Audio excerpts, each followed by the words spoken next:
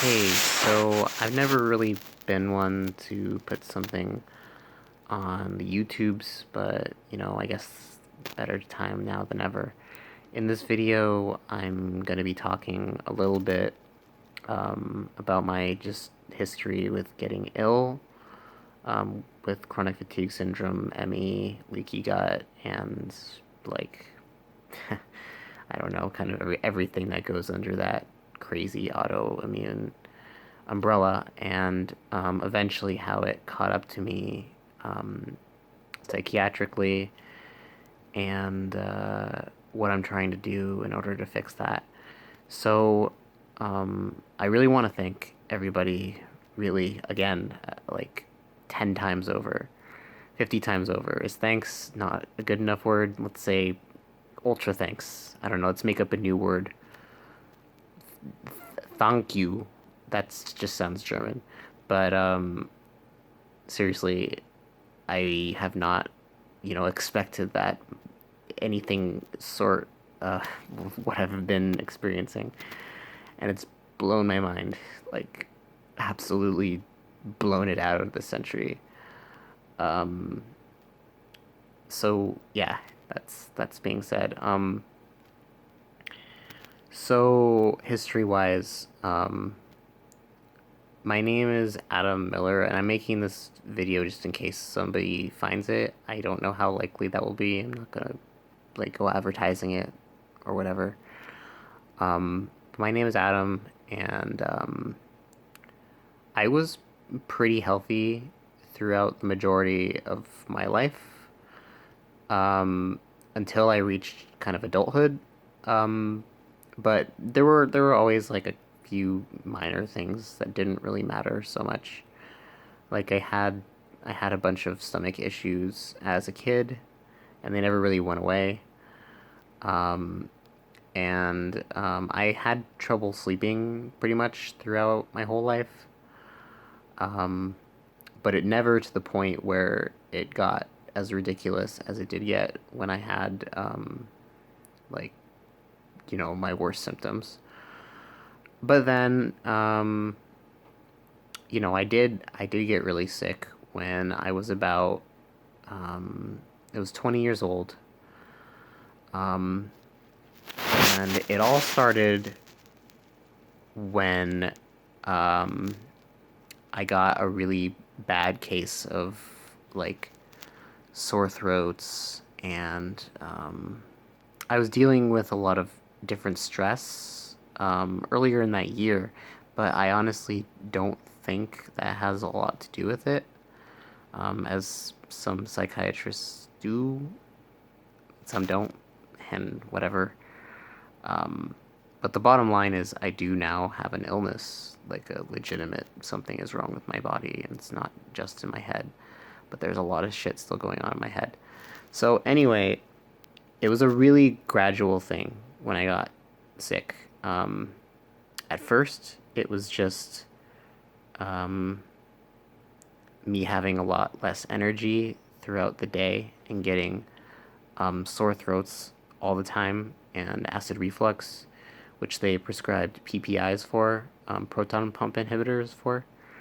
And I took those for quite a while, um, and they just weren't working for me. I was still getting reflux. I was still, I still had really bad energy. Um, but I was on top of things. I could still, in general, do things. But my ability to do those things was heavily decreased. Like I would end up just being sick and not being able to go out, like, and just see friends more often. But I could still attend school, and sorry, excuse me, I get these hiccups all the time. Um, but I could still attend school for the most part. Um, and I could still meet with friends as long as it wasn't like in a crazy stressful environment. I just had to watch what I ate, and etc. So, um, Excuse me. Symptoms. That's another video, and I do like 300 hiccups a day, especially when I eat food. Um, and the hiccups are these right now they're okay, but a lot of the time they're kind of different hiccups. They're very forceful and kind of painful. But you know, symptom video will be next. So getting back on track. For a while, I was okay, and just kind of dealing with it, and I would see doctors, and they would just say, "Oh, acid reflux. You got acid reflux, dude. Just take some proton pump inhibitors." But then I read that proton pump inhibitors were really bad for your stomach acid. So my stomach acid just stopped working really.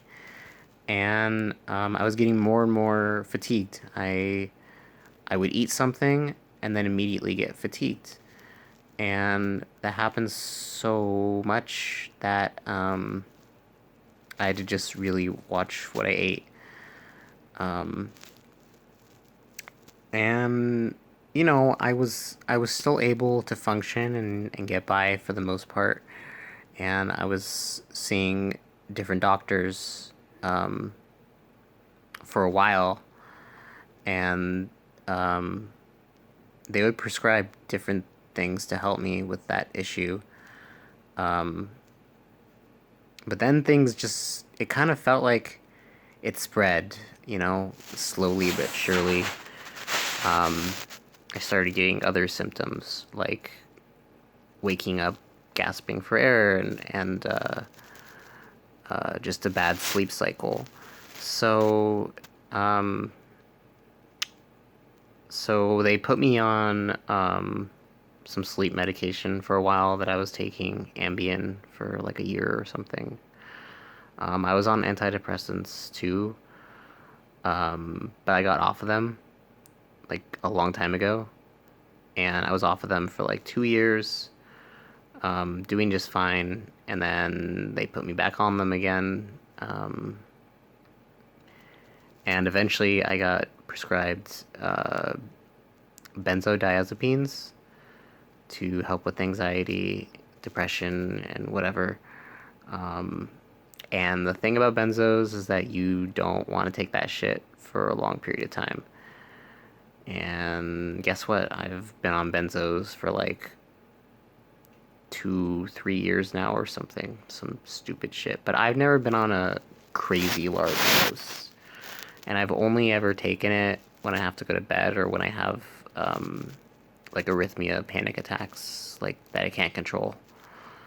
Um, so I've never abused them. I've never taken it just to be like, yo, dude, let's fucking watch Snow White while on benzos for some reason. Um, but what I have noticed is, I think,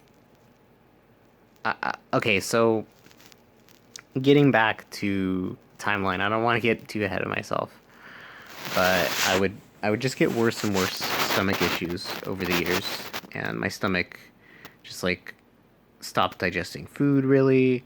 Um, you know, I was not having regular just a stomach, whatever, and that was a big problem, you know, and they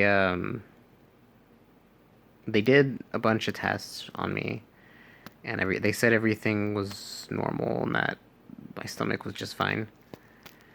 Um, but of course, I know it wasn't just fine because I would eat and I would get like pregnant basically. My stomach would blow up completely. Um, and whatever. So I was like, okay, that's not right.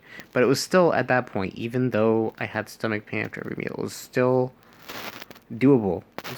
I could still live in society. I would have a couple days here and there where I'd be in bed, just due to the chronic fatigue or, you know, the mental issues or like pain or not sleeping, whatever. But I could still, in general, deal with life. it at this point right now, like I cannot live life whatsoever. I cannot. Um, the only way I'm making this video right now is because I'm on enough things that I can make the video. That I'm trying to get off. Don't worry, I'm not abusing them again. I'm going to sleep right after this. And this is where I'm most alert in the day. So, anyway, back to timeline, because I keep getting distracted. I should really, like, write out something for this video, like some sort of guideline. I don't know, whatever. Whatever. So, um, the point that I was at, like, let's say 10 months ago, was where I couldn't drive to most places anymore, and I could still cook my own food. I could still, in general, do the laundry and whatever.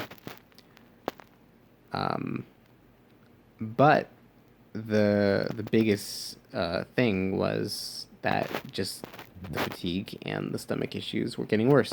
So I had a test done, like a million other tests, and almost every test I had was negative at this point, and I didn't really have any results telling me what was wrong with me. But it was pretty easy to imply that chronic fatigue syndrome was what's wrong with me, at least on that end, because chronic fatigue syndrome does not have a diagnostic test for it. But I did have an actual blood test that came, or an actual test that came up positive, and that was the SIBO breath test for methane SIBO. And SIBO stands for small intestinal bacteria overgrowth, which basically means the bacteria in my intestines just like are really fucked up. Um, that I mean, kind of imply that from the name. So SIBO is very hard to get rid of. Um, and I still haven't gotten rid of it, obviously, because I still have a lot of gut issues that have evolved. But there's a couple of ways you can try to get rid of it, and one of the ways is by a antibiotic called rifaximin. So I went on this antibiotic. I've had it 2 or 3 times. I want to say it's three. I've been on it 3 times. And each time it's worked less and less to control my symptoms. And that's the thing about SIBO is it it like grows smarter. It's like one of those AI in those movies who just like learn to adapt and shit. I've tried so many different herbal remedies, like antibiotics, like natural antibiotics, like oil of oregano, and a bunch of different things, and they've all like, well, not all of them, but some of them work for a little bit, and then the SIBO just comes back in full force, like stronger than ever. And I've, of course, taken tons of probiotics during this whole time, and I feel like that's kind of what has kept me afloat a little bit. Um, but I've just learned that there's always SIBO research going on, and the big clinic that does SIBO research is Cedars-Sinai. So there's somebody there's a doctor named Mark Pimentel, and he's like the worldwide, or one of the worldwide experts on SIBO. Um, and SIBO is a much bigger thing than you would actually think. They have like conferences for it and everything, along with chronic fatigue and fibromyalgia and all that other stuff. Um, and Dr. Pimentel, I have an appointment at his office. I don't know if it's with him. It might just be somebody who works under him. But I have an appointment, or I'm going to make an appointment. I actually might not have the appointment yet, but it's going to be made. I did have an appointment, but it got canceled because I couldn't get all my records from Kaiser. Um, so yeah, that's gonna be a thing. Um, and I'm hoping that I can do something to get rid of the SIBO because I've tried many of the SIBO things and regimens and diets and stuff. And I've just learned that there's two types of SIBO that they actually measured on my test. So there's a hydrogen dominant SIBO and there's like a methane dominant SIBO. Um, and the hydrogen one is like the one that's more common, even though SIBO itself is not a very common thing. Um, but the methane one was the one that I was really high in, which means a whole different thing. And the methane one is actually generally considered the harder one to get rid of, and they don't know as much for it yet. So got that in the bag. But again, SIBO is definitely a main problem, but it's not the only problem. Um, so yeah, I guess the big, huge thing that happened a couple of months ago was I got really, really sick. I ended up going to the doctor with very low electrolytes. This was the ER, mind you, because I was like passing out and like going in and out of things, and that's happened a lot since then. And I've gotten kind of used to it because that happens almost on a daily, well, not almost on a daily, it happens pretty much on a daily basis now, but at least it's not due to the electrolyte deficiency it was before, because before it was like, it felt like I was legitimately going to die each second, because when you're low in electrolytes, your heart starts beating rapidly, and I was low in potassium, so I was really deficient in that somehow. I don't know how. But it was just like the worsening of my symptoms and the worsening of my mental state. I couldn't do basic tasks. At one point, when I had a remission episode, because I did have a couple remission episodes, they wouldn't usually last very long. They would last a couple weeks, and I would go out and try to live life as a normal person, get like a taste of normal life since then. Um, during one of those periods of time, um, that would be the happiest moment for a long time. Um, and I feel like I just lost my train of thought, but whatever. Um, so, what was I going on about? Oh yeah, the next day after coming home from the doctor, I just woke up and felt that, and just had my heart beating really quickly, and I couldn't think. I felt like I got run over by a truck, which was not an uncommon feeling, but to have this level of that, it was. And my thinking was very impaired. Like I had some sort of like hit in my head or a brain injury or something, which hasn't gone away since then, unfortunately. And then it was just a really long process of like isolating myself, feeling like I'm gonna die, and I already went over that, so I'm not gonna go over that again. But it was a process of just like self destruction, and also the destruction of my body. And I still am losing a lot of weight. And that's one of the things I need to try to get back. So, yeah, that's kind of a very abridged timeline. I want to do a better timeline, but I kind of feel like I just want to do a better everything when I do this. So yeah, number one, there's kind of just three main things. Is I can't eat well.